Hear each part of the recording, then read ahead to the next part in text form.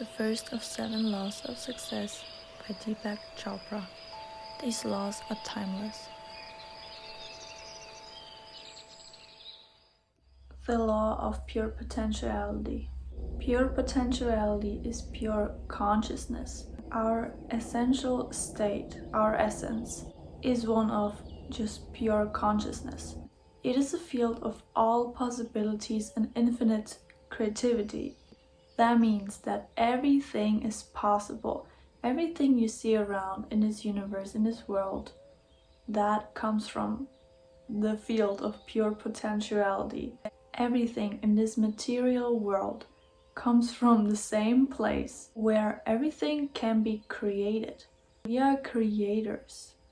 We are meant to create things. Everything you see around you is a creation, and there is no separation between the energy of pure potentiality and yourself. You're connected with it. There is no separation.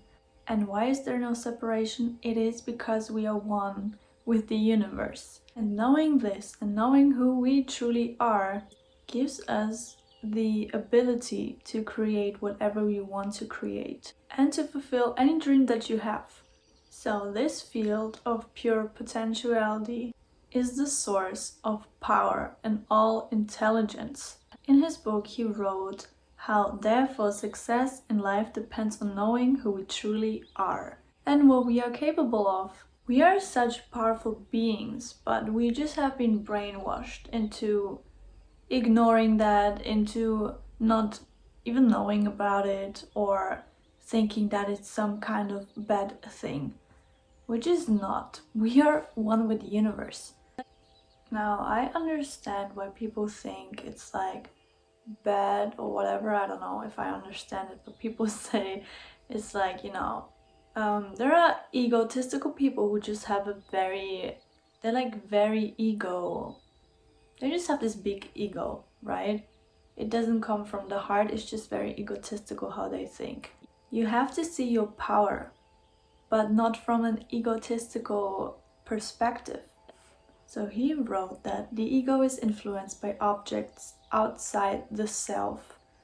It thrives on the approval of others, which is so bad. It wants control because it lives in fear, but the ego is not who we really are. The ego is our social mask. It is the role we are playing. The need for approval, the need to control things, and the need for external power are fear-based. The kind of power is not the power of pure potentiality, the power of the self or true power. It is a bit hard to describe because, I don't know if you can see a difference or you can see what I mean with ego. There are people who just have this very, very big ego. And it's almost like it comes from outside of them. But he talks about how the self-power is true power because it is based on the laws of nature. It comes from your soul.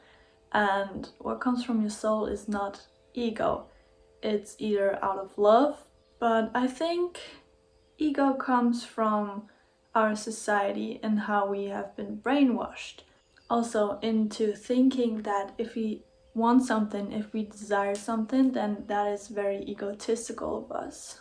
But I just think if you desire something, it mostly truly comes from your soul, and I made a video about that. If you'd like to watch that video, it's linked in the description, but also I think here or there.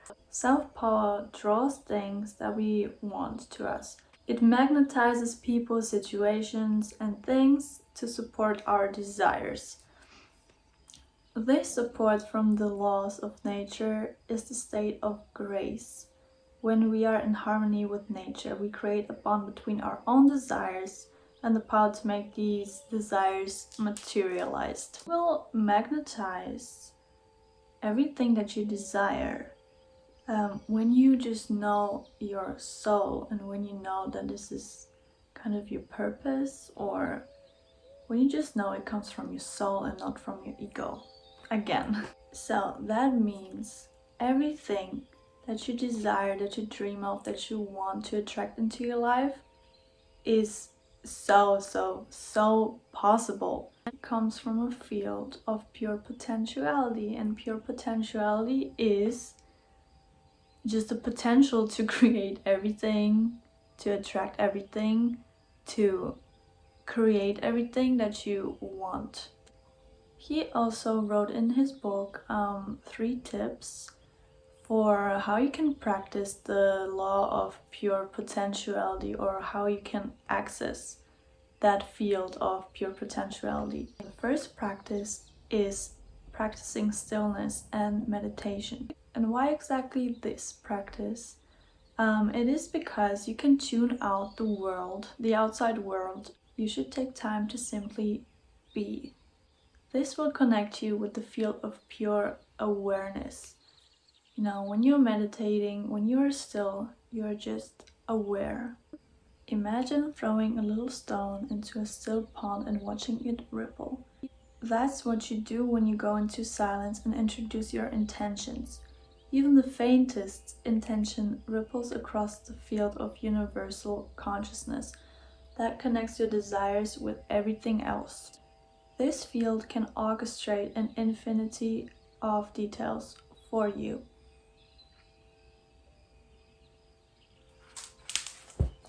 You know, but when your mind is busy, you're just ignoring maybe what your soul is trying to tell you, or you're blocking off ideas that will come to your mind because you are too busy, or you're overwhelmed, or you have too much going on in your mind.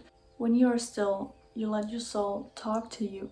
When your mind is occupied with other things, you can't really hear yourself. The second practice you can do is non-judgment.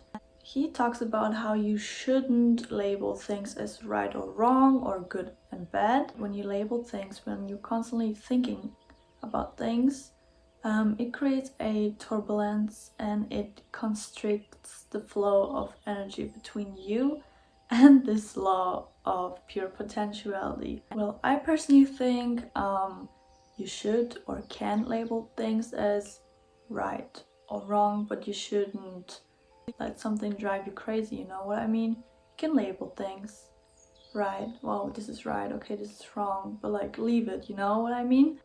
And the third practice is going out in nature and observing nature. When you go out in nature, you observe everything, you know, what nature, what the universe created. All of the interactions of all elements and forces of life, and you can really trust the universe, because look what the universe has created, and look what we as humans have created. You'll see infinite creativity and expression of abundance around you. You'll maybe spontaneously receive thoughts, ideas, or messages. Being in nature, you're also still and observing. This will help you get in tune with nature and in tune with yourself. This will help you not to feel insecure or fearful or even guilty about, wanting to fulfill your desires. You will just understand that material wealth is just energy that you can manipulate. Your desires are connected. Your desires are so important. And I also made a video, like I said, about why we have desires, why we have dreams. It's linked here, there, or down below. Yeah, and why we should listen to our dreams.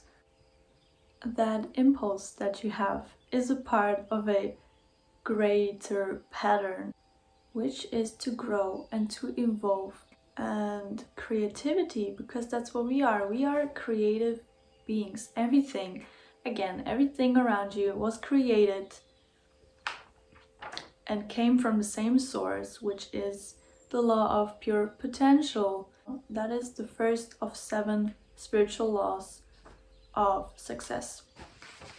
And we also deserve to live in an abundant and creative and life, and everything that you want to attract into your life. We deserve that. We are creating anyways. Unconsciously, we are creating all the time. So why not as well create something you desire? What I want to say is that don't let anyone tell you that you cannot do that you can't create that you can't attract that into your life. Don't let anyone make you feel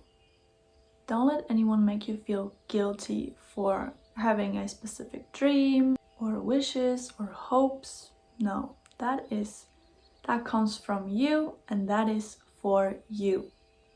Alright, you are limitless. This law is limitless. The universe is limitless. And with the knowledge and with this practice, you can align yourself with your soul, with yourself, and live in harmony with nature and the universe and yourself again. And you can simply create with joy, love, and just freeness, you know? That's very important. I really hope you liked this video and you learned something new. I also would recommend getting this book because you would simply forget. I don't know why humans do that, but we will just forget that we are powerful and we can create whatever it is that we want to. So definitely get this book. You can put it into your bag, you can take it wherever with you. If you like to see more content, don't forget to click subscribe. You can also follow me on Instagram. It's pretty cool on there sometimes. I hope you have a lovely day, a lovely night whenever you're watching this video, and I will see you in my next video.